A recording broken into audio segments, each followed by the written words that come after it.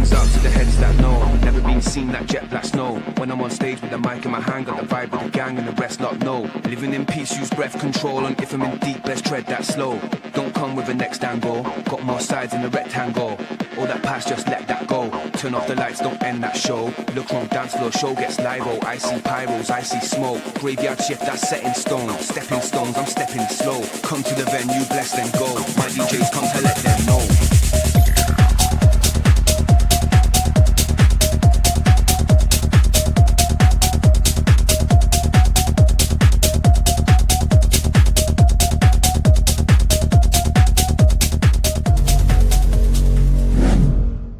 This video is for informational purposes only and is not intended to be a substitute for professional medical advice, diagnosis, or treatment. Always seek the advice of your physician with any questions you may have regarding a medical condition.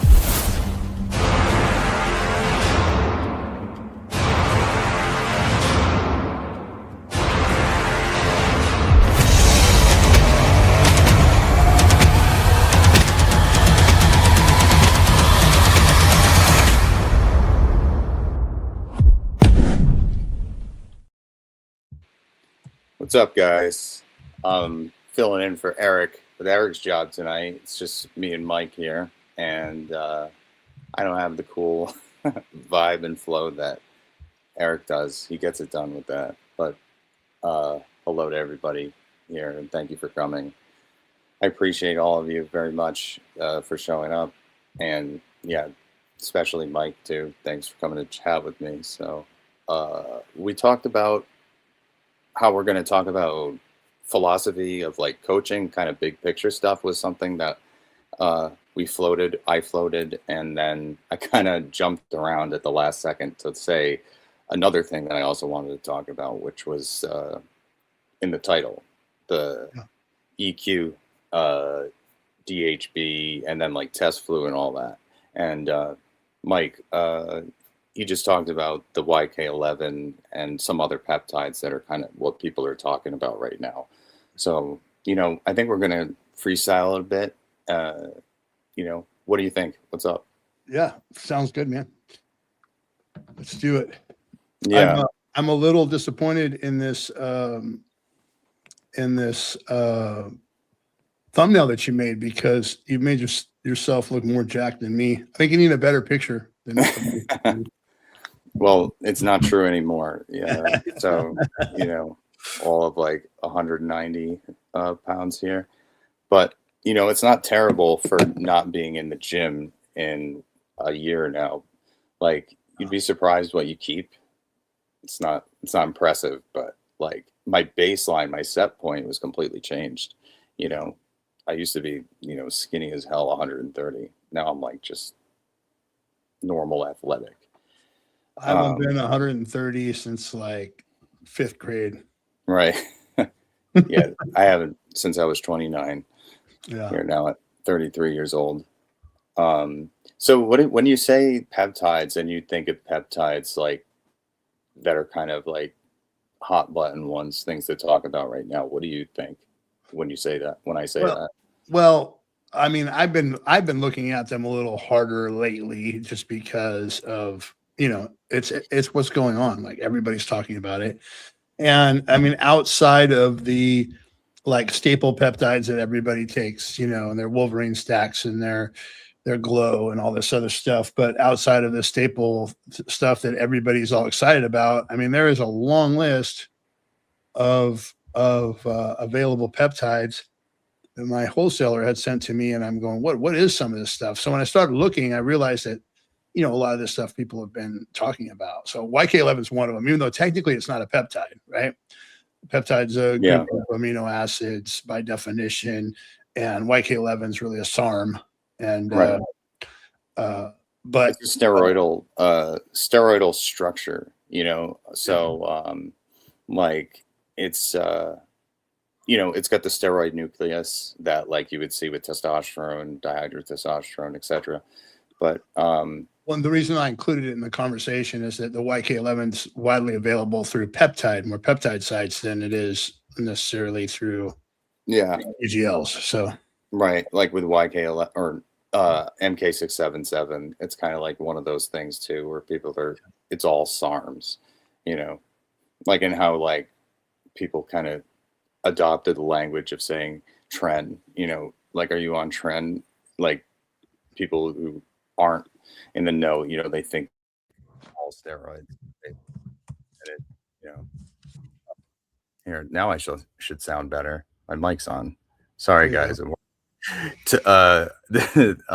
I got the training wheels on here still, but let's see. Whoa, I get distracted myself with that. Where was I going with that? I don't know. Yeah. So with YK11, it is actually like a 19 nor derived chemical structure, I believe. I'm not like I don't know chemistry that well, but you know, I do believe based on that position of a carbon where there's supposed to be an oxygen, or I don't know, one of those things. It's missing the same thing as tren and nandrolone is. So don't quote me on that, but it's really strong. And I don't know if you have any experience with it.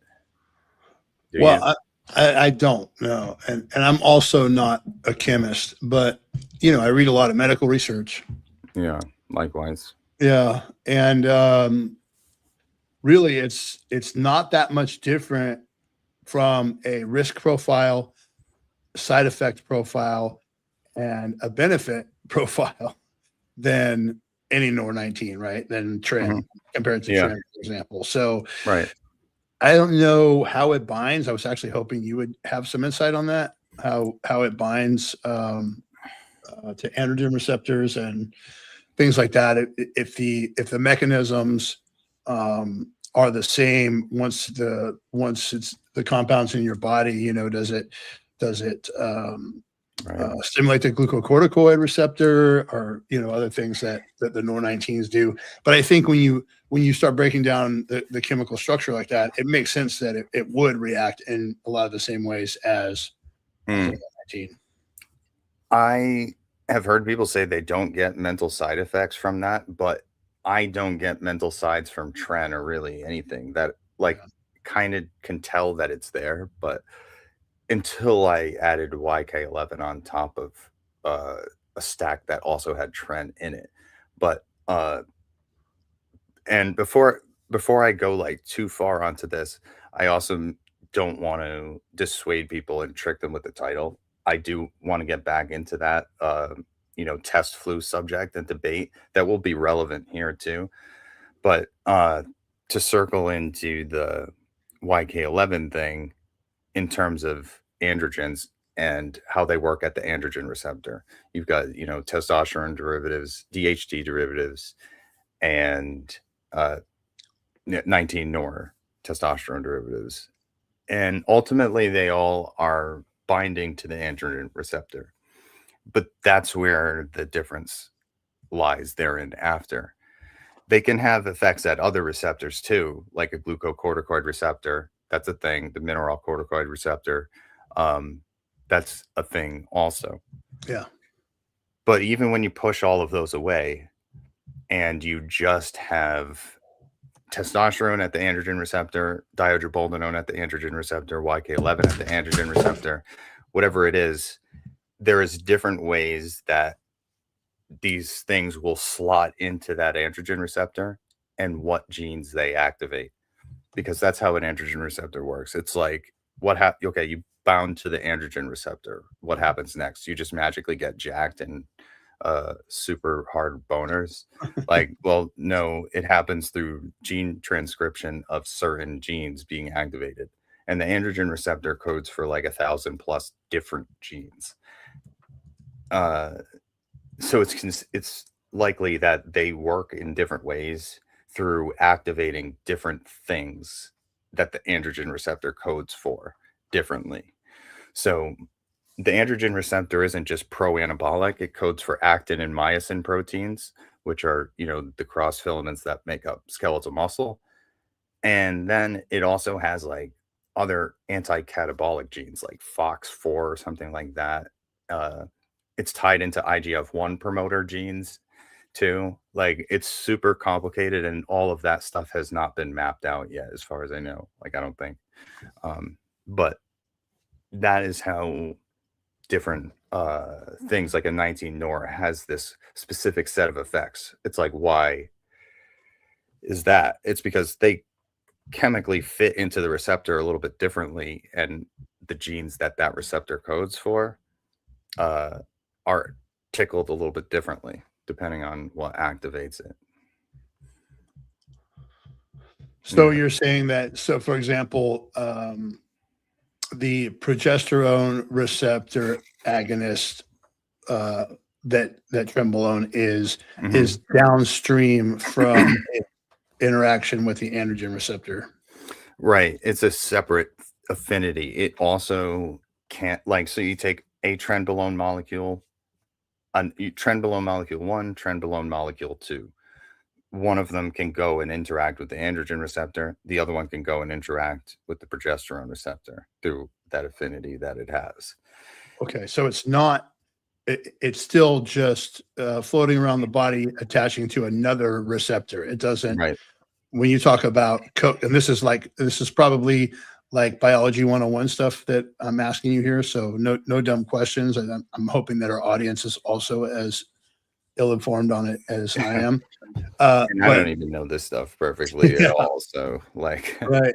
So it's a effect on the androgen receptors. When you say it codes for these other things, are you saying that it has to bind to the androgen receptor first before it can go on and bind to a progesterone receptor or antagonize the glucocorticoid receptor?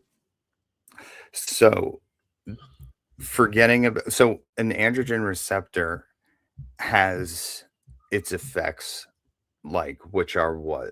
Muscle growth, anti-catabolic effects, IGF-1 increasing effects, and that is coded for by the androgen receptor actually coding for actin and myosin proteins.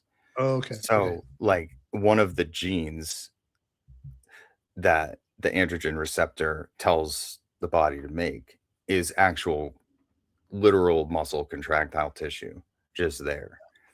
And there are 1,000 other things besides actin and myosin that it codes for.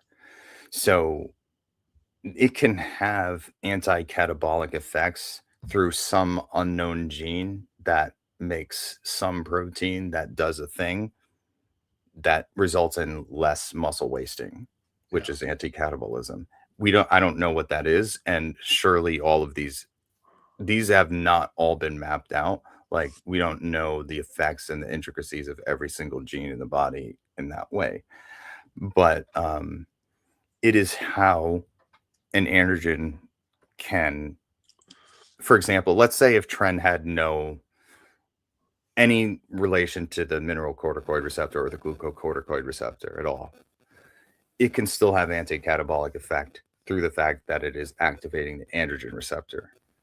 And do you follow me so far? What I'm saying? Yeah, I do. Yeah. One of those genes, I think it's called FOX4, is one of the ones. I could be butchering that, but it is. I think that's an anti-catabolic gene somehow, and how it's anti-catabolic through what mechanism, I don't know that, but it is one of the, like, studied genes of androgen receptors. Okay. Yeah, and then on top of that, you got glucocorticoid receptor affinity too, so it can do both. So that's the FOX4 gene? Yeah, I think so. I think it's called that. I could be totally screwing that up, but this is just from, like, memory. But oh, is it FOXP4? yeah, that's it, I think. Yeah, there you go. I just remember it had the word Fox. Yeah. Is it anti-catabolic? Let's see. This says gene belongs to the subfamily P of the forkhead box or Fox transcription factor family. plays an important role in the. Ooh, I got a good thing to show here. Oh man. In a chat GBT sesh, I none of these were actual things, and this is kind of a funny story. Like, or at least I don't know if these are things, but there is like conceivably in chemistry, every molecule is got a little bit of a different property. Like, so if something binds into a receptor, and another thing binds into that same receptor, it might not necessarily do it at the identical speed, at the identical van der Waals forces that stick these things together. So I just went on a loop with ChatGPT, and there's like these things I called the snap function, like of how rapidly a ligand fits into the pocket, which could change how long or how it could change the effect. But what is known, like what is confirmed, is like there's a dwell time, basically, like with DHT. One of the ways that it's more potent, it binds into that androgen receptor longer and causes more transcriptional activity per every one time it binds. But I gotta find this. It's one of my old Instagram stories in the archive. Yeah, and just to circle back around and finish that question that we were on, or that discussion we were on before we jumped, that FOXP4 gene is the gene that is involved in the regulation of tissue and cell type specific gene transcription during both development and adulthood. So you were correct on that one. Oh, cool. Yeah. It's good to be right. Yeah. And so you have IGF-1 modulation is also something that Trenbolone does. And then, of course, the effects on behavior and the CNS and all that stuff. But the other thing that I wanted to touch on in going back to the original thought on the discussion was comparing it to YK11, right? So YK11's pharmacokinetics are probably similar, right? So it is actually different in that YK11 is a partial agonist. So it's been demonstrated in some tissues, I believe, to be not a full activator of the androgen receptor. But whatever it's doing, it's got a lot of effect. So it could be one of these prime candidates for like these alternative genes that the androgen receptor is capable of unlocking. Sure. Yeah, I'm gonna show a diagram here, but I'm just trying to think how to get it into StreamYard. Maybe I can post it in the chat, but it's a funky diagram. It shows what we're talking about here. And I wish I thought to pull this up, but here, I'm just going to get it and focus on this. It'll just take me a sec. I'm going to send it. Too bad we don't have Eric with us. Yeah. You know how to add it to the screen, right? How do I do it? Like I go to split view or something like that? Yeah. Well, no. You go down the bottom and you see where it says present. Click on that box, and then it's going to ask you what you want to present. Slide, PDF, video, image file. Click that, and then load the file into StreamYard, and then you just have to add it to the screen. Okay, got it.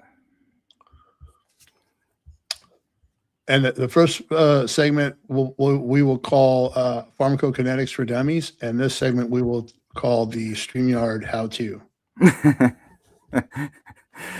Exactly. Yeah. It's a screenshot, so I'm all right. AirDrop now.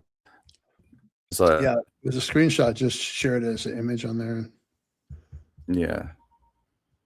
Are you on a Mac? So, yeah, I got it now.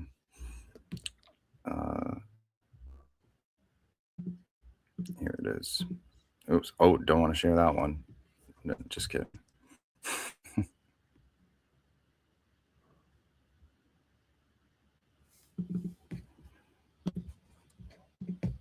Okay, I don't know if you guys can see that, but did you get, and nothing popped up? No, you didn't add it to the screen. Oh, okay. So I gotta add to the stage. That's why. We can, okay.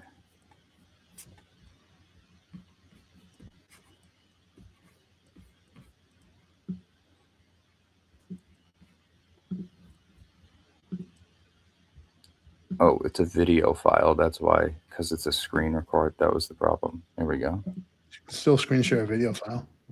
Yeah, but I think because I clicked it in, there we go. Add to stage. There you go. Good job. Yeah. So this, this is yeah, Saul. You know, for if you know, you know. But this is you know, I think I may have had YK11 in here, and honestly, I'll tell you guys, this is ChatGPT's making of like an inquiry based on an inquiry on an inquiry of an inquiry. So this isn't like settled science. It's just like a concept of how, based off what is known about chemistry, how these different androgens can lock into the receptor in a different way. There's the affinity, like how magnetized that they are.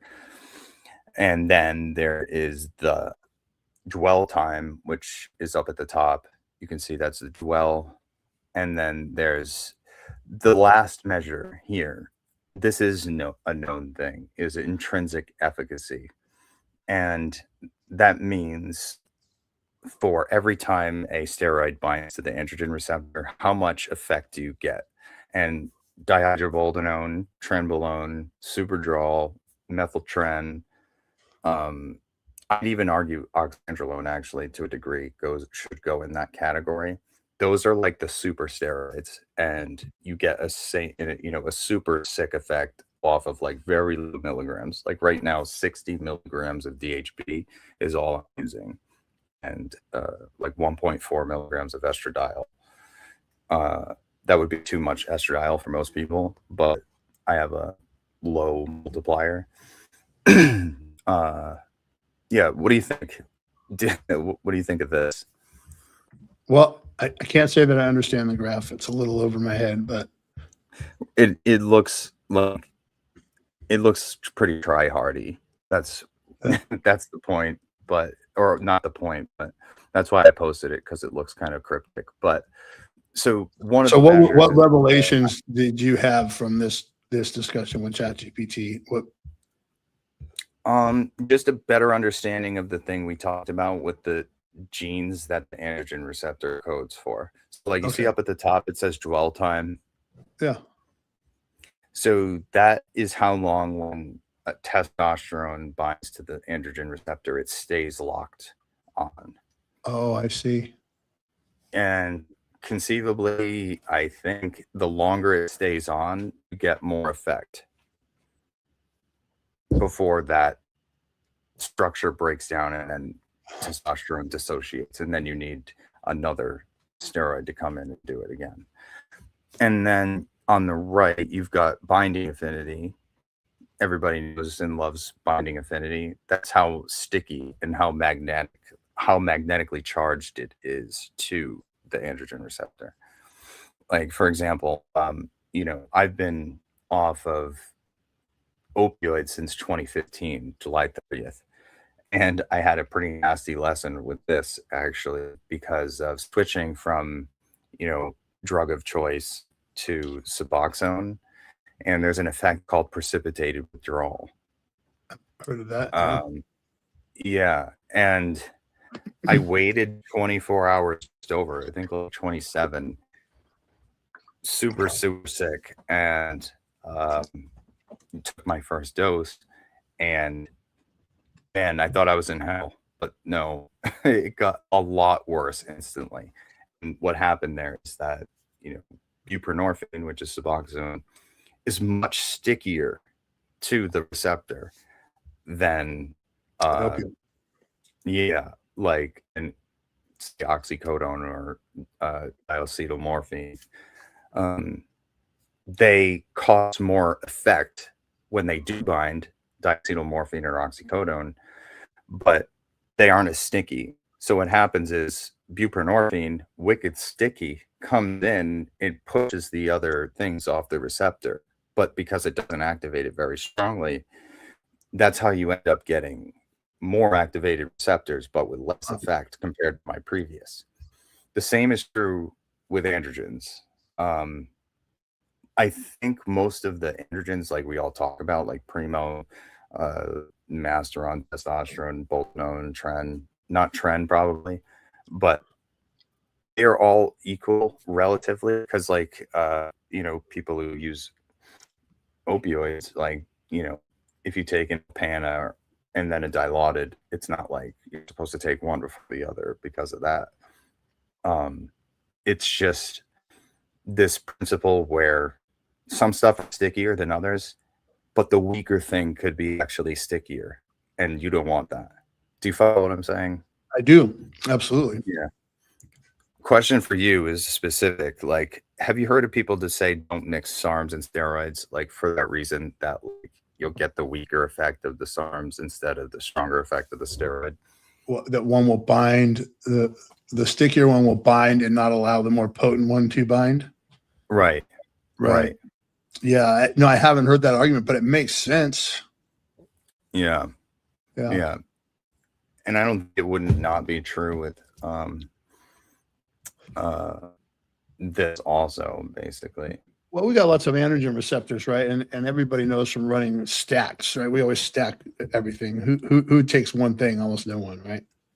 So, you know, we're all going to bind in different ways. So if you're, I would say, you know, that argument might hold out for something like this, this comparison we're making right now to Tren and YK11. Like, don't do YK11 and Tren because it might make Tren not work, right? I think it's in the same receptors.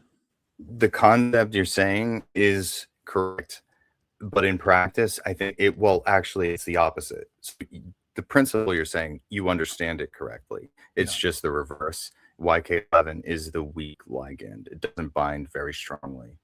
Right. And it is hella potent.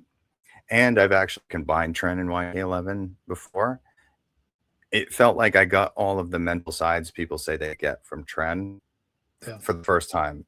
And I had already been on the Tren. But when I had the injectable YK, I got like this hyper adrenergic state. Oh, let's see. So YK11 does have 19 nor. Oh, that's Sean. Sorry, dude. I mistook you with Omar. Sorry, say that again. There's so YK11 is a 19 nor steroidal structure or backbone. Yep. Right.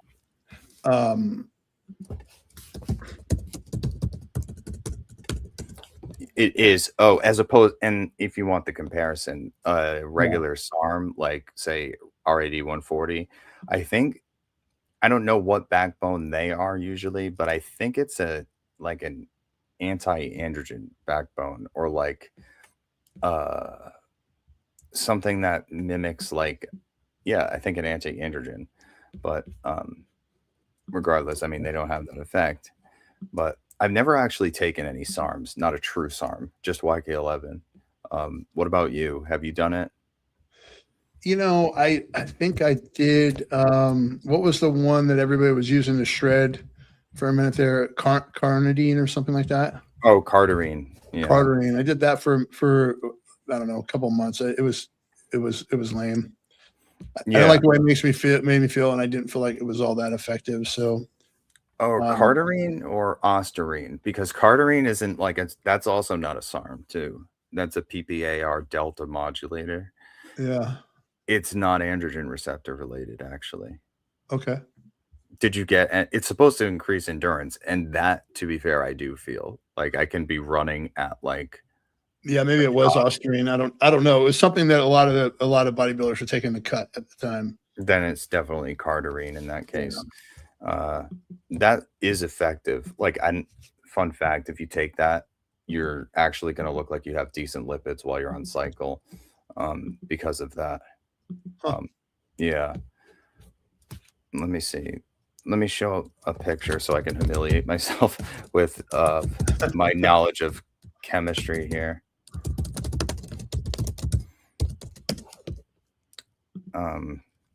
Let's see. I just did this in Wikipedia. Like, I went in to look at the images or the top of the article, and you can kind of flip back and forth and look at. I haven't looked at this. You want to take this this graph off the stage? Yeah, sure. Let's see. Good. Thanks for looking out. I'm trying.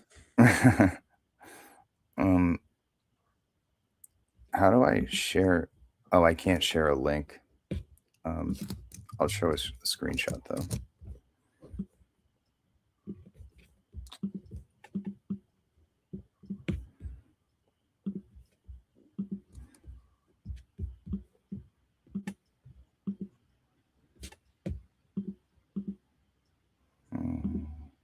Okay.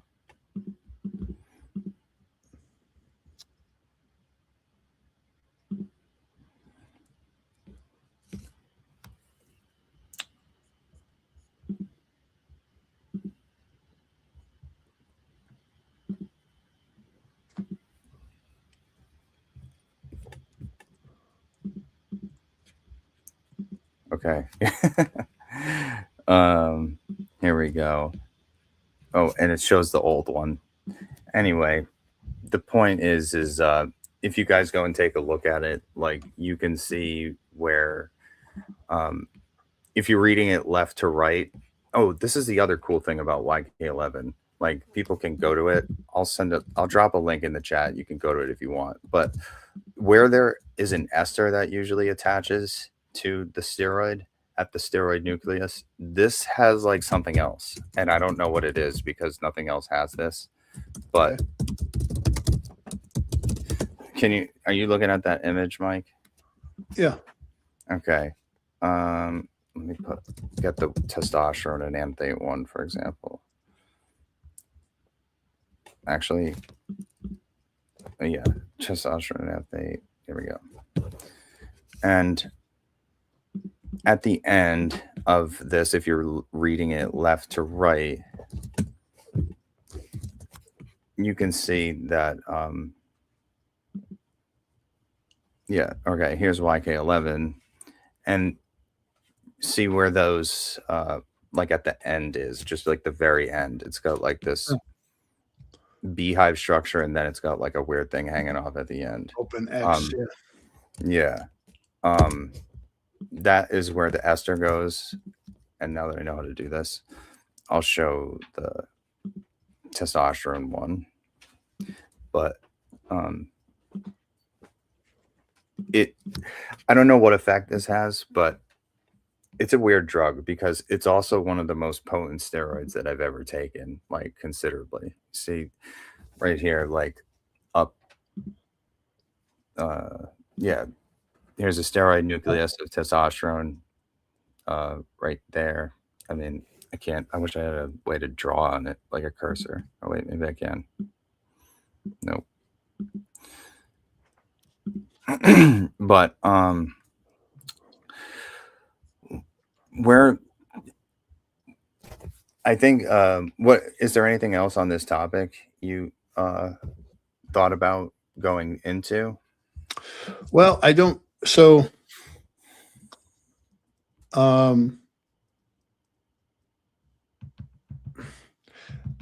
know YK11. It still has a binding affinity to androgen receptors in the hippocampus, and that it still has a. It still can be neurotoxic, right? Which is personally my main reason for staying away from tren for right now. But you know, the increase in follistatin expression, and myostatin inhibition, might be more with YK11 than with tren. So I don't know. This is just what my research is telling me. I just got to a point with it where I was like, okay, I might as well just do tren. Go with the devil, right? Yeah, and also I'll be controversial again and say that I don't really think tren or anything else really for that matter is much more or any more neurotoxic than anything else. The models of like the actual, well, look at the models and the situations where they've tested that and come up with that evidence for the conclusion. It's either estrogen deprived fully or it's in an in vitro assay, which means like a direct cell assay, essentially. And neurotoxicity is generally like you notice it if it's going to be like significant to any level. Like it has acute effects. Like, go take MDMA like 8 days in a row or something like that. Like you will be experiencing the effects of neurotoxicity and or the byproducts of that, which is like, feeling just like brain dead basically. And I think there's even some arguments to even have like that it could even be less in some ways because it's ultra potent at low milligrams, so it doesn't require to get to the same effect that you're looking for. If the goal is for this in this case anti-catabolism, and in this case looking jacked because of that, then you may be able to actually achieve that outcome with less neurotoxic load total. So just because the drug, even if it could result in more neurotoxicity, you have to factor in the dose too. So it's very effective at the result and the outcome. And this game of health and longevity, it's won over, I don't know, over inches, I guess, rather than miles. Like you have to do things over a long period of time to, Sure, meaningfully end up at the age of 80 and have your outcome really be any measurably different, Well, I know, just maybe a neurotoxicity is a more narrow target of the discussion than I was intending to bring it to. But I know from 15 years of using anabolic and androgenic steroids that the NOR19 compounds have always in higher doses have always preceded any sort of cognitive impairment that I've experienced as a result of using anabolic and androgenic steroids. And then, in doing my deep dive, I did a video on the long-term effects to your brain on AS. And you get outside of like, if you're reading medical research and you're digging deep into research on trenbolone, like good luck. I mean, NOR19s in general, right? Because there's very little human data on any of the NOR19 stuff. I mean, probably more on DECA than anything else, but if you start, I'd say, sorry, go ahead. If you start reading the research conducted specifically on subjects who had been using anabolic and androgenic steroids for some time, and some of these studies measure both acute effects of toxicity as well as long-term effects of exposure, and it's I wouldn't say that disproves what you said as far as is it any more or less damaging to your brain than any other anabolic and androgenic steroid. And I know that I just finished a cycle of boldenone and MPP.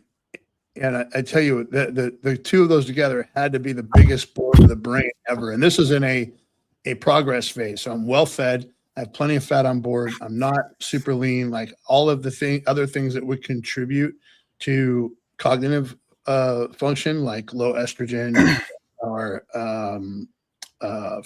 calorie deprivation, low body fat percentage, like all of that being absent, it was probably the worst on my brain then. And I've been doing everything I can since then to try to repair it, right? Like I'm doing the Hexa right now. I'm about to start on cerebral Addison. I've done, all of the peptide interventions that I can do, along with, of course, psilocybin and everything. So, wait, did you say psilocybin? Yeah. Oh, okay. Interesting. Yeah.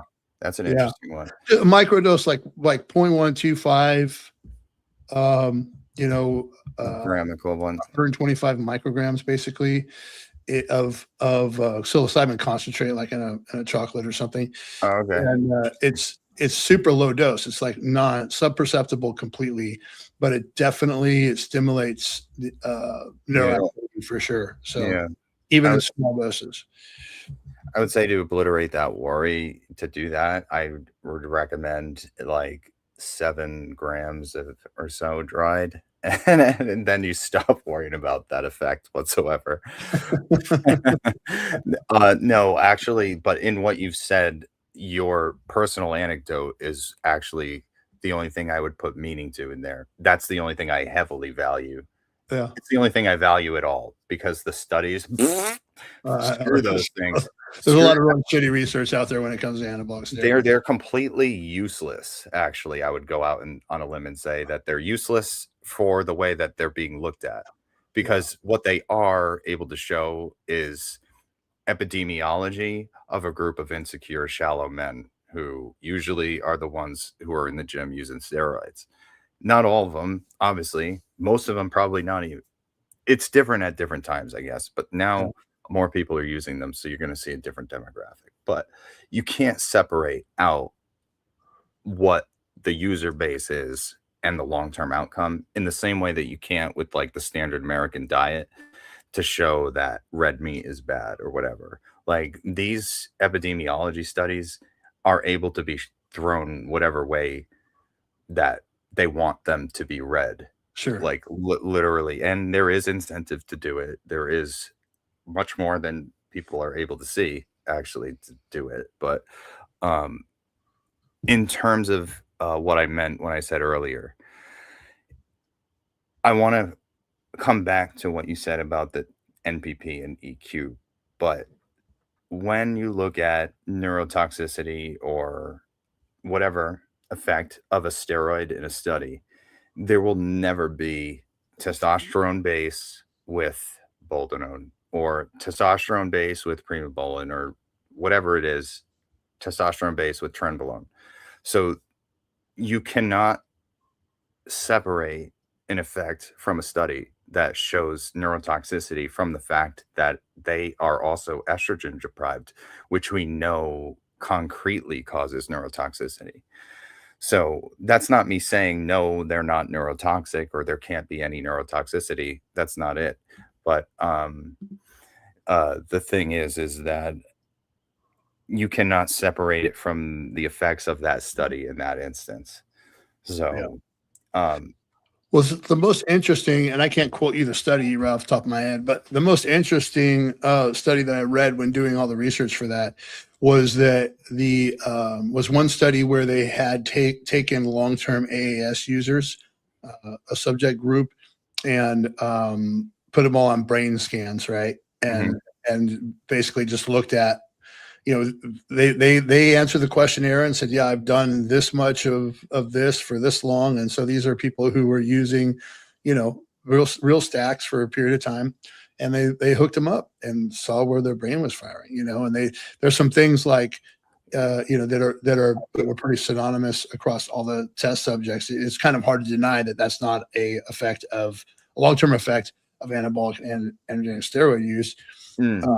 Including things like thinning of the prefrontal cortex, right, which could permanently alter your behavior, right? Like, it's pretty interesting stuff.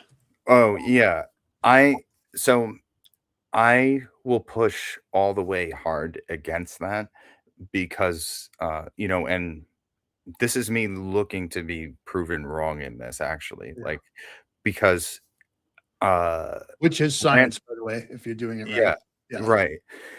And the way these outcomes are, like, and the way that these scientists and the people who organize these studies to measure a certain thing, they put together people, steroid users.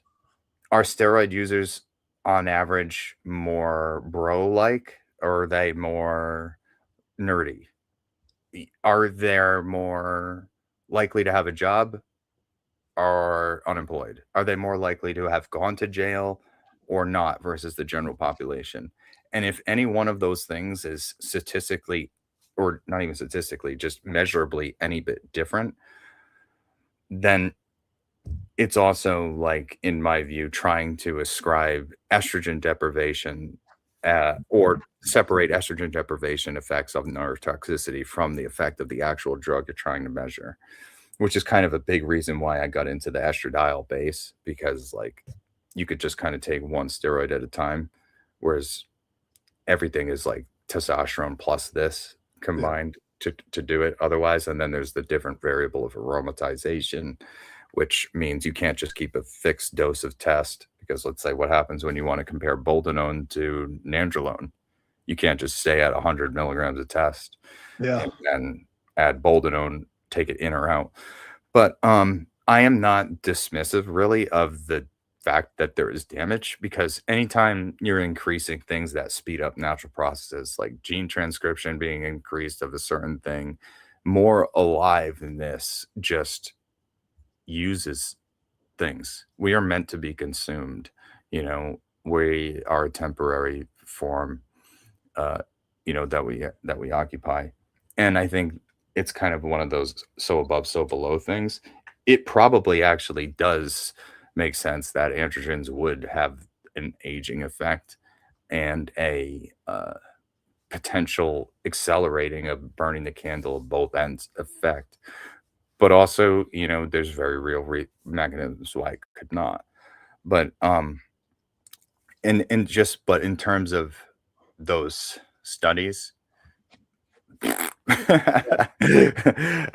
that's not me dismissing the effect, though, because the effect in your experience and people's experience I take seriously.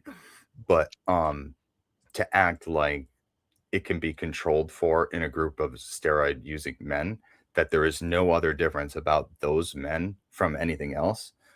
No, just the fact that they are steroid using men when the general population views that as bad. They are people who are willing to identify with themselves of doing a bad thing. So you can't separate the effect from that. Like, does that make sense what I said there? Well, I think of the strongest argument you're making to debunking that study is that you don't have a control group. Right. You can't have one. Right. Yeah, exactly.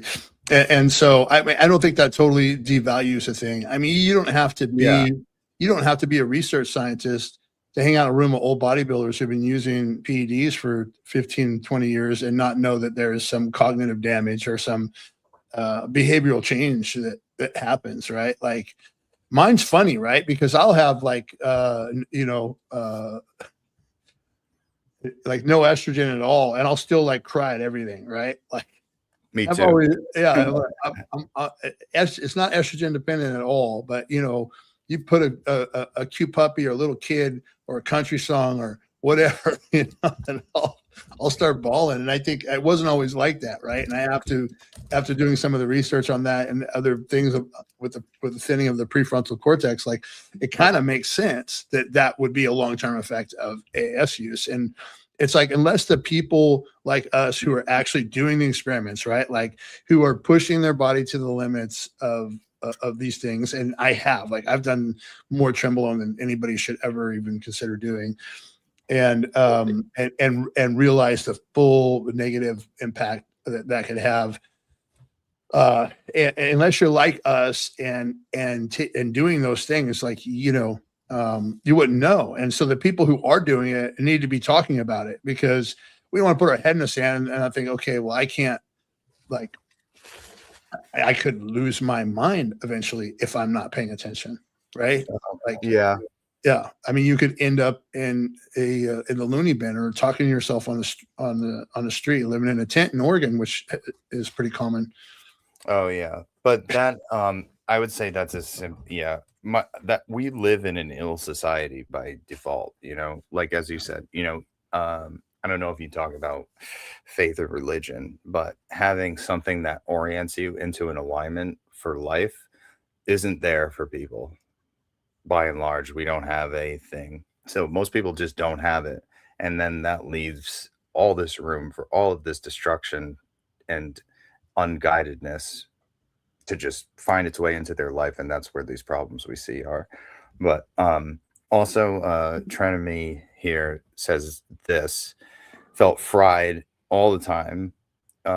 There is some way that nandrolone negatively affects dopamine transmission, so that would be a direct way that you could feel that, and uh, that doesn't have to be neurotoxicity. You can go take Thorazine and see if you feel neurotoxic. And it isn't, I don't know. Watch me eat my words. Is that neurotoxic? Is Thorazine neurotoxic? It's an antipsychotic because it drops dopamine activity. And, you know, as a result, you're going to feel dumb. You're not going to remember stuff, like you're going to be screwed up feeling, but it doesn't have to be necessarily as a result of neurotoxic. People, we can't underestimate the effect of the placebo effect in like what we think of things and the effect. What is there? I won't even say it. Never mind. But there are drugs that are regarded today as being like the most horrific thing ever, that is like, you only do this if you're in a tent. And it actually used to be considered to be literally wholesome in other societies at other times, but it's completely contextual. I think the culture is what kind of determines it. And it's, I know it sounds hippy dippy, but no, for sure. Well, I mean, that's why these things have never really been illegal in Eastern Europe, right? Like, it makes sense that you use everything you can to get an advantage. But now, nandrolone is increases dopamine receptor expression. So, and it's one of the things that, you know, they say will lead to that enlarged amygdala, right? And another thing in that same study that I was just talking about that was noticeable across all of the subjects was an enlarged amygdala, right? And you know, your amygdala really controls a lot of how you react to and interact with the world, right?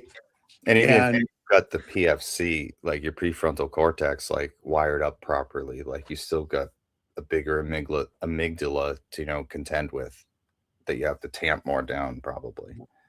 Right. Yeah. Because, and this is they call it the reptile brain, right? This is the part of us that's 1 million years old from the beginning of wherever we evolved from, if you believe in such a thing.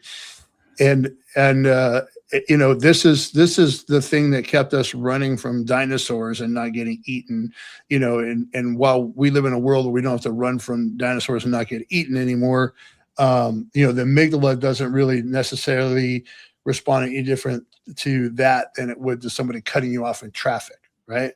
And so how many steroid taking hotheads do you know that if they get cut off in traffic, they're like road raging, fingers flying out the window, like the whole thing, right? Yeah. And you know, and that's what they're talking about with the enlarged amygdala.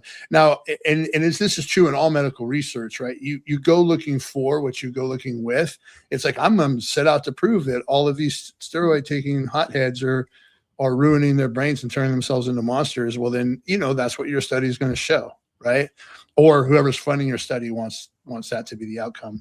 I mean, that's true of all medical research. So you always have to take everything you read with a grain of salt, right? And know that, but it's just like anything else that is also subject to human behavior, is that you have, in order to understand something. It's not always just simple math, because we don't know the wants, needs, and desires of everybody else involved. And so when you consider the potential wants, needs, and desires of anybody involved in a particular medical study, I think it changes the way you decipher them. And we are advocates for anabolic steroids and taking them in the safest way possible. So we're always going to read studies from that perspective, and anything that wants to disprove our biases, we're going to respond to that. So the biggest thing with this stuff, and again, we keep digressing from what we're talking about. Well, I think this is a good part too, because sorry, you finish your thought. I totally lost it right now, dude. So it's all good. Well, did I mention that I take anabolic androgenic steroids? Yeah. Well, here, I'm gonna come bring it full circle now, because here's the thing: is I actually think that there is neurotoxicity in all of these things that you've said, but I don't think they are shown as a result of those types of studies at all. I think those studies could show no effect, or positive effect, and I would still think that they're that they have potential burning of the candle at both ends effect. There's only really a set of trade-offs, I believe, in everything. But let me think. I need a good example. There are when you have a drug in a society, the societal lens will determine the effect of that, to the level where actual stimulants by some cultures will be used as a sleep aid in another culture. This has happened. I don't know actually where, I can't think of an example right offhand, but sorry, audience, it's mealtime. The very when you think of people who smoke crack or something like that, something, just who is the kind of person who will allow that for themselves? Who do you think, let's say, scientifically it turns out crack is good for you, and it's just a subtly known thing. It's not, by the way. But who is the type of person who will do it? Somebody who doesn't give a shit, right? Because that's the perception. It's they're not taking it because they care about life. They're taking it because they don't care. And not caring about life and having no direction is a baseline state of just garbage, that we're trying to lift ourselves out from, all of us. So well, I think the point you're trying to make though is illustrated in our thoughts on nicotine and smoking, right? The pendulum swings so far to one side or the other. We figured out that cigarettes were harming people, even though they were actually sold to us as healthy at one point. Yeah. And then we realized that they were so dangerous. And then we threw the baby out with the bathwater and said, oh, nicotine's horrible. All these things are horrible. Everybody started vaping, and they went out against vapes. But now everybody in the health and fitness space on YouTube and podcasts and everything is looking at nicotine as a biohack, right? So, that's a perfect example of what you're saying. It's just, it follows society's looking at it at the lens of what society looks at it, right? If all of a sudden people start talking about relating crack cocaine to being superhuman, and I guess in a way it is superhuman, but all of a sudden it makes you super productive and everything. It's great. If you never saw New Jack City and don't know who Pookie was in that movie, you might believe it. Yeah. Oh yeah, well, crack's good for you. Let's smoke some crack and go finish our homework. Right. And everything is such think about the worst alcoholics, versus high society fine dining. These are both alcohol centered cultures. they both are using the same exact drug and they're getting a completely different effect, the inverse effect, like business meetings where like people are talking about high value gigs and having it over, you know, with expensive cognac at the end of dinner or something. Like the effect of the drug has to be separated from like the effect of the drug in the person, I guess, at the level of the whole organism. And as nerds and biohackers, chemical enthusiasts, we tend to think of things through that lens. And you know, there's ways to take a toxic drug and have it be not toxic for your life. Like, for example, like with, I don't know, maybe an antipsychotic for some person, uh, or like,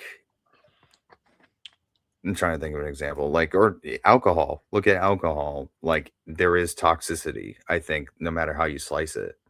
But if you drink it and you have a good time with your friends and you build meaningful social relationships and it's had a part in that, or even if the gathering is centered around that, like uh that poison just made your life better. How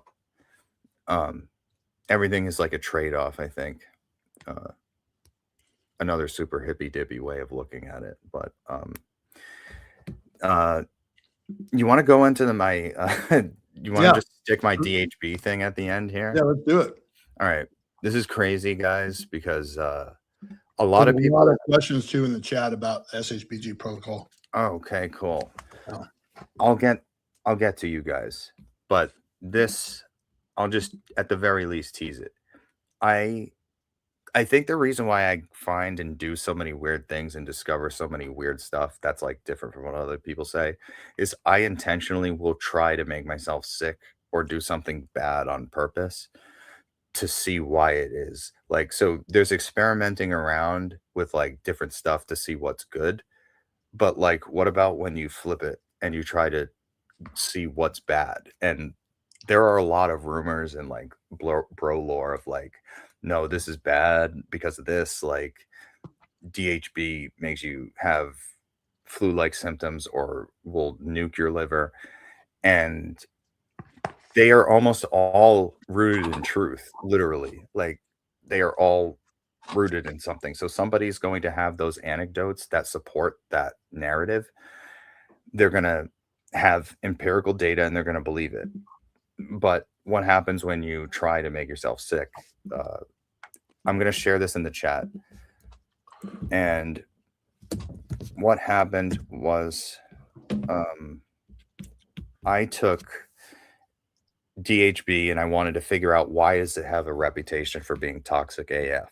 It's an injectable. It's not 17 alpha alkylated. And does this open? wait, FAFO. What is that? Look around and find out. Fuck around and find out. Yeah. If this link doesn't open, guys, tell me. But I think I pasted it right. Oh, there we go. There we go. Yeah, I told Randy about what's good with DHB. Thank you, man. Thank you. I appreciate you. So everybody, maybe you've heard of TestFlu, right? What is that? You do a shot of Test 500 and you get literally flu-like symptoms and a fever. Those are also the injections that hurt. That might not hurt, but I'm going to explain to you how this happens without having any form of toxicity. It's mechanical damage. That's what's happening. And that's my hypothesis. It's my working model at this point because I've come at it from a few different ways of, let's see. I don't know how to show this and then like scroll this. Well, is it a website? It's a Google Drive. It's a Google Doc. Okay, and you have it on your computer? Yeah, it's in Google Docs, but is it open in your browser right now? Yeah, it is. Okay, just click the present button and then click a share screen, and it'll ask you. It should bring up all of your open tabs. Okay, all right. And then you select which tab you want to share, and then add it to the screen.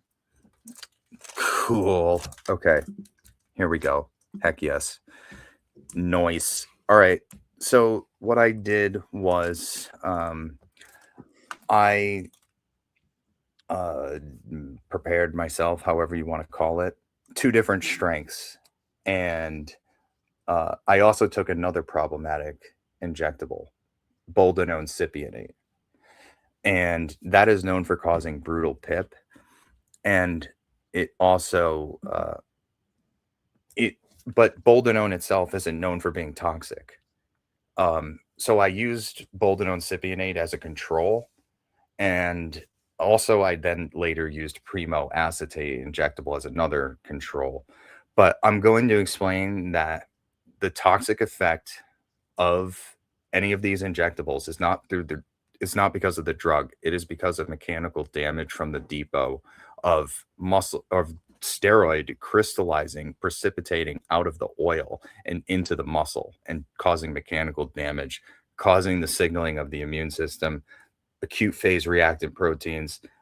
That is the fever, the chills that you actually get. And I walked around like this for like a couple months. And people will ask, like, did you follow what I said so far? Like it's the reason why the reason people have said, like, how is a steroid stable in a vial? It was liquid in the vial. Why would it be crashing in your muscle? It's body temperature. It's way hotter than room temperature. And this is luckily, it's easy to explain. If you take 1 cc of 100 milligrams per mil dihydroboldenone, you've got 0.8 ml oil, 0.2 ml benzyl benzoate, and 100 milligrams. Benzyl benzoate washes out and is much more water soluble than oil. So within a couple hours, that benzyl benzoate is gone. Yeah. So now you've got 100 milligrams of DHB in only 0.8 ml of oil. So you've just shot the concentration from 100 to 125 milligrams per ml. And it's in an aqueous environment. That means if you inject water into a vial that's on the edge, you'll crash it, like guaranteed. So when that happens, you've got damage to the tissue because you've got literal crystals in your muscle, and the immune system is not used to seeing that type of damage inside of that area. If you've got damage in that area like that, you've got an open flesh wound down to the muscle, and you're in bad shape. So the damage that comes about from this is because of the immune system freaking out. And during this study, I walked around with like 6 sterile abscesses at any one time for like 6 months. It was really screwed up. I injected my calf because I ran out of sites. Yeah, we can't really all read this now, but long story short, on 1,050 milligrams per week dihydroboldenone, I had the best GGT levels that I've ever tested. And I wasn't taking NAC either. I went from a 57 GGT level with the incorrectly brewed strength DHB to a 23 in a matter of like 5 to 8 weeks. And I didn't just do it as a one-off. I kept doing this for 7 months too. So, and this is from the same bag of raws, the same literal bottle of oil, and the same everything. So what changed? The only thing that changed is I stopped getting mild borderline PIP and getting, having stuff that actually dissolves and absorbs properly. So I've never done DHB, but I have experienced similar reactions when using compounds or using new compounds from a new supplier. And when you and I talked about this not that long ago, and it's something we were on together when it comes to the benzyl alcohol. So I don't think it's exclusive to DHB, but your thinking makes total sense. Yeah. Thank you. Thanks. And, people do this with tests too. Like, that's why everybody knows now. Shout out to like Vigorous Steve, who's like popularized the toxic synthetic carrier oils. I'm going to go ahead and modify that because it often isn't the toxic synthetic carrier oils that is the issue. It is the fact that those toxic solvents, they wash out in water. And if the steroid injection preparation is dependent on that for staying in solution, you lose it as soon as you put it in the aqueous environment. You put it in the depot, the glycol or the benzyl benzoate, whatever it is, washes out super fast. And then you literally raise the concentration. So again, that's like put 100 milligrams of DHB, 100 milligram per ml in my left delt.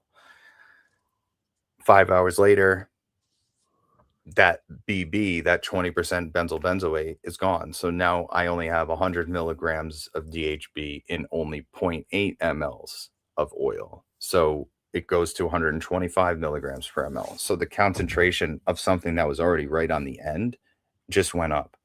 And, I can tell you guys like DHB without benzyl benzoate in it will crash at like 60, 70 milligrams per ml sometimes in grapeseed oil.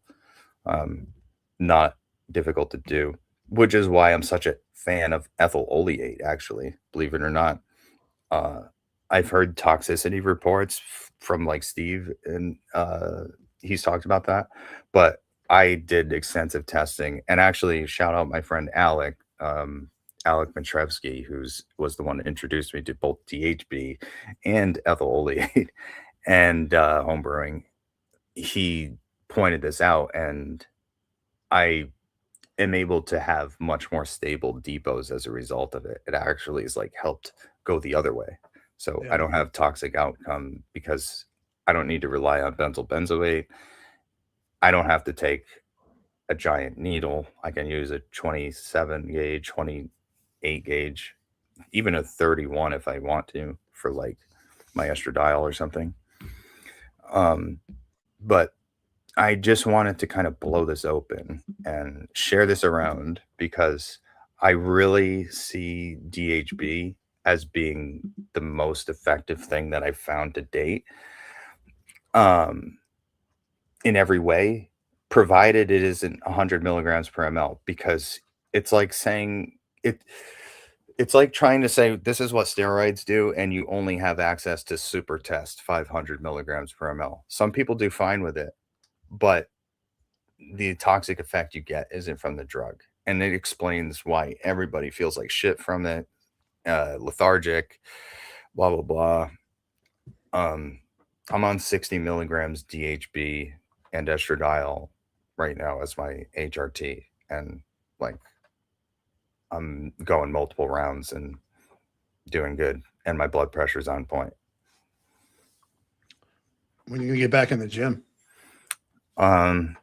Well, it's not the priority, so it is going to be, it's going to be glorious when I do it. But back in the gym I would say, what is it? I would say probably July, June by then. Yeah, July or June. But I need to handle this. Streaming, my coaching, my income, but all of that. But I'm enjoying what I'm doing. This is I'm being fulfilled. So, but yeah, it's good to be fulfilled and jacked too. Well, and I don't know, man. Lifting the weights, that's the thing for a lot of us. It's like there's therapy there, man. Yeah, it feels right too. Dopamine release, serotonin, like all good chemical reactions to exercise for sure. Yeah, it's all movement, like, at the literal sense, like Yeah. doing something, no matter what, you're being productive in pursuit of a goal. That's like why I fell in love with this in the first place, because like after I've had some pretty severe losses in my life where like I've lost a total 10-year long path. And, for like a 19-year-old, and then again for a 29-year-old, like to have a loss of like what you've put everything into from the 10 years previous to that, it hits you harder because you're younger. So bodybuilding was like, I can just do it and not actually have to rely on outside external things. Like I can just Yeah. actually let myself shine in the way that I did. So I love it for that exact reason. Thank you And for I that. think that's the appeal for a lot of us, right? It's just like the one thing in my life that somebody else can't fuck up. Right. It's like I'm the only one that can fuck this up. So Yeah. for Or sure. yeah. So you want to smash through some of these questions? Oh yeah, sure. Are you looking at any here? Like, Yeah. Well, the first one that came in was from Bodybuilding MWF. What lab oh test yeah, do you recommend before going on an SHBG protocol? oh yeah. What's up, Gary? That's Gary. And Very- let's see. Um, I would say it doesn't matter actually. You just start, you know, remove the test, add in the DHB, and then 3 weeks after that, and not changing the dose, you start getting the labs, and then your multiplier value for the estradiol. So, let's say you're on 1 milligram a week and your estradiol is 30. You now know that 2 milligrams will give you 60 and 3 will give you 90. And I've You don't seen need that. to run labs to have as a baseline then. No, you don't. Like, unless it's for some specific thing, like you want to make sure you get it right and like your thyroid values are right. And like that's not what's hindering you in your getting your SHBG back up, basically. Yeah. It's fine. Do you understand this question from Anabolics Lover just below that? Let's see. Austin, still advocate high SHBG makes anabolics more effective because daily jabs, master on Anavar, already traps SHBG? Or do you advocate this to avoid strongest SHBG lowering things like Proviron boron? Yes, well, like I think having a non-crushed or non-below optimal baseline SHBG is best, but the only way to achieve that when we're doing super physiological doses of any kind, like even 130 milligrams of test or more per week, most people won't even have it on 100 tests per week. Like if you blast and cruise, forget about it. Like most people will go below the baseline from what I've seen. Everybody I've seen in that instance benefits from more, but the only way to achieve that is this very bizarre concoction of like things that you could do, which is DHB, Tren, Primo, and injectable YK11, Nandrolone, and all of those are in combination with estradiol. I don't avoid the lowering things though.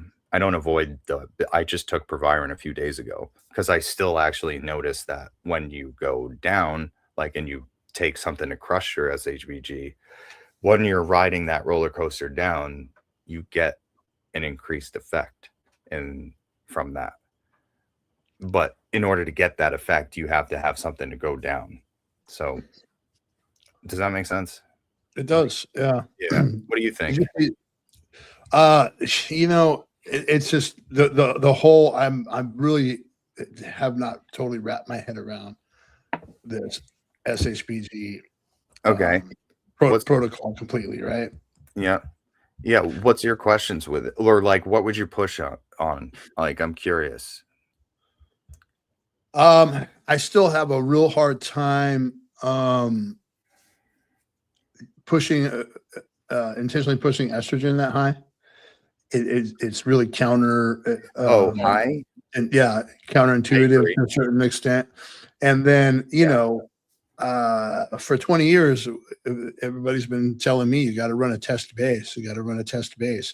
So the idea of running cycles without a test base is somewhat baffling to me. I've read the protocol and I've done a little bit of research. And I want to do more, but understanding the interaction, the dynamics of the interaction of these compounds, whether it might help me understand why it works. And I don't doubt that it works. I mean, it's worked on you. It's worked on several people that you've worked with, and it's definitely an outside of the box thinking. But more than several at this point. Like I've got probably like 2-3 dozen. But at the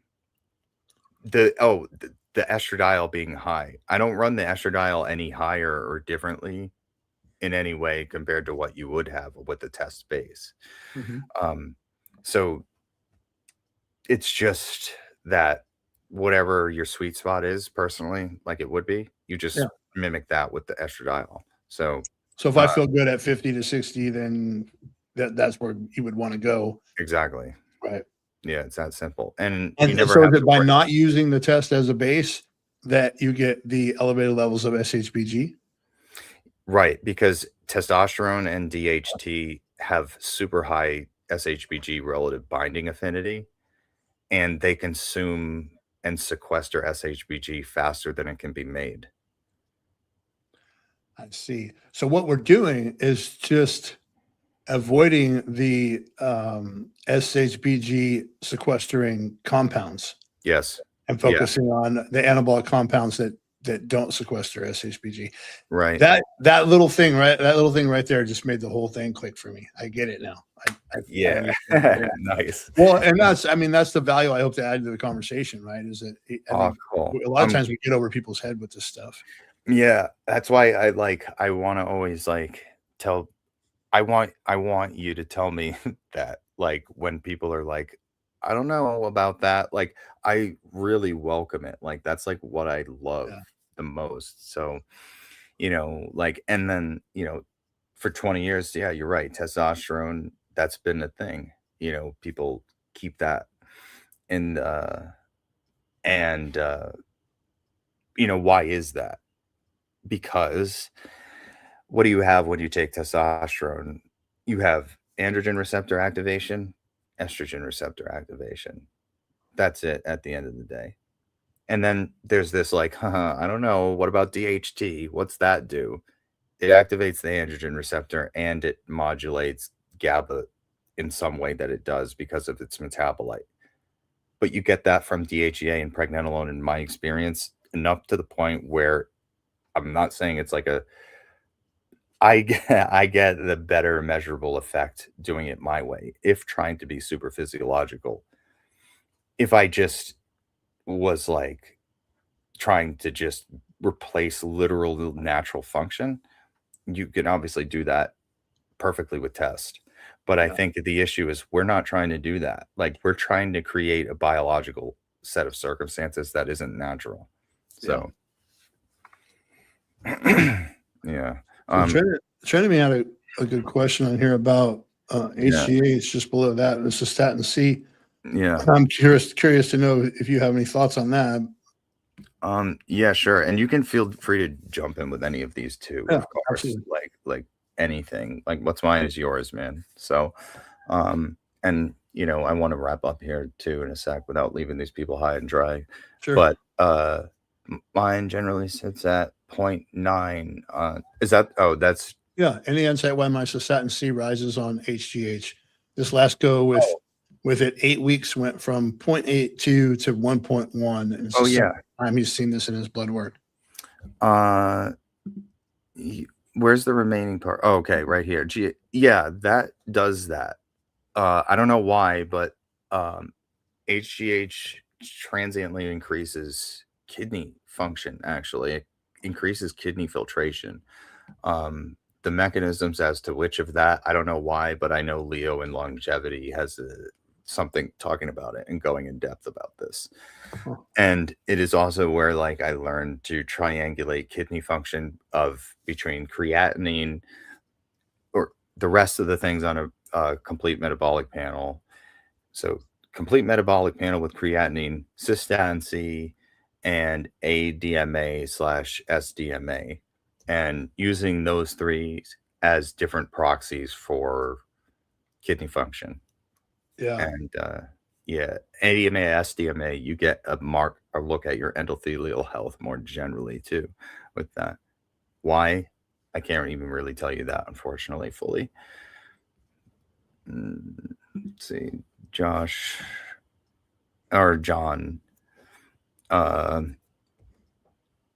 Should I avoid? Avoid is like a strong word. I wouldn't say to avoid per se. He says, yo, if I'm going to go back on the SHBG protocol with primo deca estrogen, should I avoid using any of the Anavar I have laying around? And Anavar will lower it, but I have found like I'm using Proviron right now. Like every time I want a boost, because when riding that wave down, like it's like a roller coaster when you're going up, up, up, and up, and you ride that wave down and push the nitrous button with Anavar or Proviron, I do get transiently increased effect. But when there's nowhere to go, then you lose effect. And then let's see. I'm looking for more questions, unless you see anything that you want to look at too, Mike. So, and just another question I would tag on to this one. When you're doing this protocol and let's say his particular stack with Primo and Deca, are you not shutting down the HPTA? Oh yeah, testosterone. No, you fully are. Yeah. Yeah. My testosterone level on a test, the last time I checked it, it was 23 nanograms per deciliter. Female range. Yeah, no females I know have that low. Sorry, bro. Lower than not unless they're trying to turn themselves into something they're not. Right. No. Right. That sounds like a fair description. Yeah. Yeah, Josh gives a lot of good response to that last question too, and he has a pretty cool cheat sheet on Trin that he mentions in this thing too. So shout out to Josh. Yeah, shout out Josh, and thanks for sending me that. He sent it to me before, or Dave sent it to me, and I got to look at it. So, have you looked at this actually? I skimmed over it. I haven't really dove deep into it, but I skimmed over it when he sent it to me. Yeah. I will check into that and get back to you. But, he makes a lot of jokes all the time and throws Trin out there as the solution for everything, and he's being funny, but he actually does like know what the fuck he's talking about when it comes to that compound. And he dove deep into it. So, and I was just saying that to blow your skirt up, Josh, but you more than anybody I know anyway. I'm really curious too, because like I want somebody to show me the Tren is as toxic and evil as people say it is, but it's a powerful steroid, that's for sure. And there's trade-offs, that's for sure. So there always is. Right. Let's see.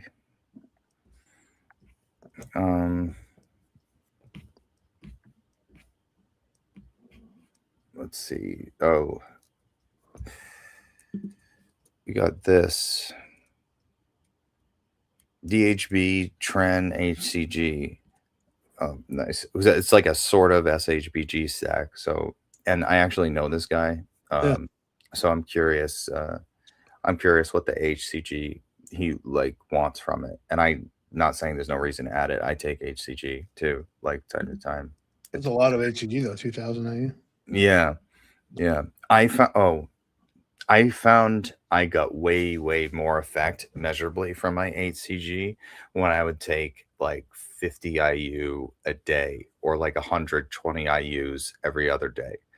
and I measurably got my testosterone up to 1,300 nanograms per deciliter by doing that. Just which on was that like little a bitty lot. dose, huh? Yeah, but like it has to be pulsed almost, because like that's kind of like how they respond. I think you get minor transient Leydig cell desensitization with that. So I think you need like, I think you can overdo it and get too much activity there, and you actually shoot yourself in the foot easily with HCG. Yeah, I mean that makes sense. Like from just anecdotally, like I've always noticed that if I stay on HCG for too long, that it just really doesn't have the same effect. And it's just like one of those things you have to go off every once in a while. I know some guys stay on it all the time year round. I think it's better to just run. What we used to say back in the day was that you just run PCT in the middle of your cycle, like just do a PCT, even though you're still on the cycle, just to jumpstart your HPTA. Yeah, because you don't get the main thing that has to get restored with this is twofold: testicular size and volume, because testicular size and volume is directly correlated to how much testosterone you can produce relative to one's own baseline. And then the pulsatile nature of the pituitary gland, or from the hypothalamus actually. And the whole new thing I learned, women have positive feedback from hormones and negative feedback, which I thought was pretty kind of crazy. But like, you can give a woman estrogen and that actually increases LH. Like, it's weird. Like, so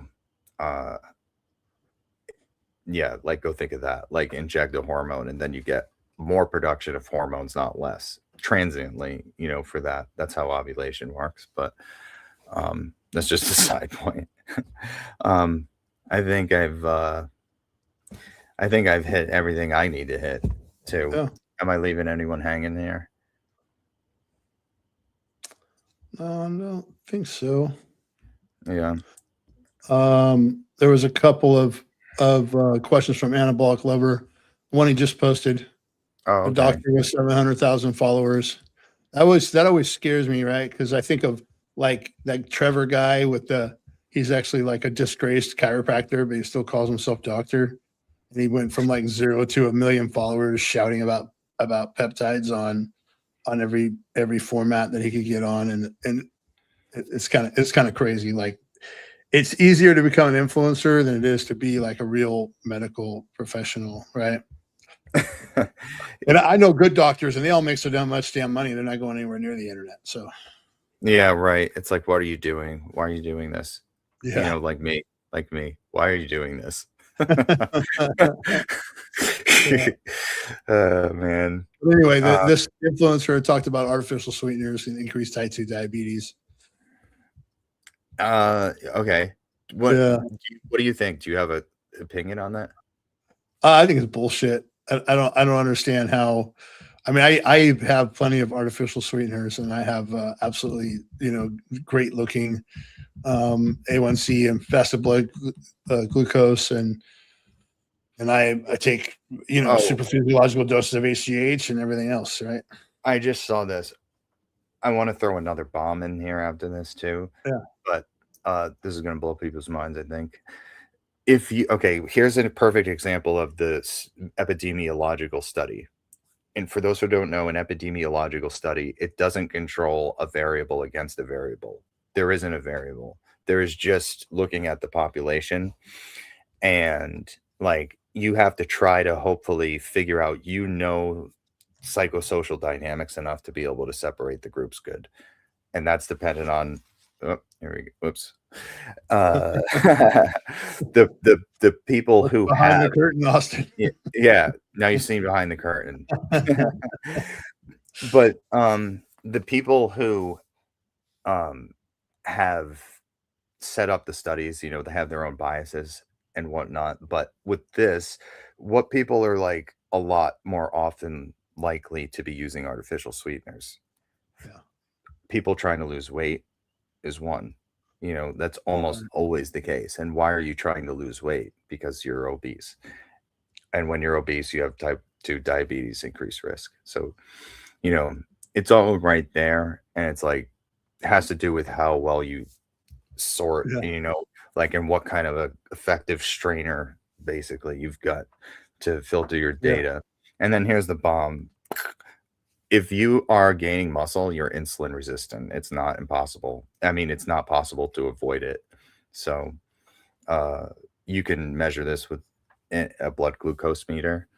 Like if you've been in a surplus, like considerably for some period of time, you will have measurably higher blood glucose levels after your meal, and they will take much longer to come down after your meal. If you're in a diet doing that and have the same caloric intake, like for a day or two, or even a few weeks, it is not that. You're much better and more insulin sensitive, and your hepatic glucose output goes down, and all these things. So, insulin sensitivity, insulin resistance, it's like a load of crap, in my opinion. It's not a load of crap. I don't mean that. It is an outcome from being unhealthy and in an unhealthy state, or it is just a natural thing in biology that just happens when you're full. So, Well, and I think it's one of the things that we have to deal with all the time in bodybuilding, right? We go into through these different phases, like, you know, how I mean, obviously more anabolic. If you have, you don't have a bunch of insulin resistance, right? Like I always state this stuff backwards, but yeah, you know, you don't want to slow the flow of nutrients into into the muscle, and if you're insulin sensitive, you're going to do that. So, agreed. or insulin resistant, you're going to do that. Oh, okay. I fully agreed, but I think the process itself actually causes the flooding and the blocking of the highway. Like, Right. I think the actual process itself of building the muscle and getting the nutrients in to do it causes the resistance itself. So, Because we're asking it to do something super physiological. right. It's like Bulking it's and like no cutting. mass. We're still shoving it in. Right, right. Yeah. You know, and then that's why you plateau on a bulk after like, you know, a few months, Yeah. or you, and then that's how you get to what I was doing, 220 units of insulin a day. You know, my fasting blood glucose in the morning, I would wake up, it would be 260. Wow. Yeah. Yeah. I would have to take 40 units of rapid just to like get the meal started, you know, and I promise I'm healthy now. Like this is what's the case, rinse and repeat, like every time I was bulking like how I was. So Yeah, and you've pushed the envelope, you know. yeah. But we've all sat next to that fat ass in the restaurant and watched them order, you know, the appetizer sampler and two cheeseburgers and an extra large fry, and then finish that off with a Diet Coke. Yeah. So your analysis of the influence of the subject in these studies has got to be pretty spot on. Yeah. I probably said that. Wow, it's getting late for me. For my brain. Yeah, right. I was thinking the same thing too. Well, you know, my set held, it did its part, and now I need to repair it. So I think that's thank you everyone. Oh, and shout out Eric, of course. I just saw him jump in. Yeah, Eric. Everybody, Sean, Tanya, let's see who Randy was in here. Zionic, I don't know his name. Tim. Josh, everybody. Sorry. Now I feel bad if I forgot your name, but thank you everybody. Yeah, if you want to get in contact with me and you have my number, do that. My Instagram at parabolic_33 for one-off consults by the half hour or the hour, or my monthly coaching. You can reach me there, or my email that's in the description. And how about you, Mike? Yeah, muscleproject.net, or you can find me on Instagram at Mike Horner Muscle Project. And of course, if you're not already subscribed to my channel, Mike Horner Muscle Project, or just Muscle Project here on YouTube, if you're not watching this on my channel already, click over to my channel and hit the subscribe button. Help me get that thing monetized. But you can directly book from my website, either a coaching consult or just a one-time consult. I don't charge a lot for a one-time consult. You know, we can map out your diet, put together a cycle, whatever, and that if you don't need monthly coaching. And then I also have some cool merch on my website as well. So if you want one of these cool Muscle Project hats or some of the other things on there, you can use code MHP25 at checkout and save 25% off for YouTube viewers only. All right. And that's the pitch. Yeah. Okay. All right, guys. Thank you very much. I'm going to keep streaming. See you next Thursday.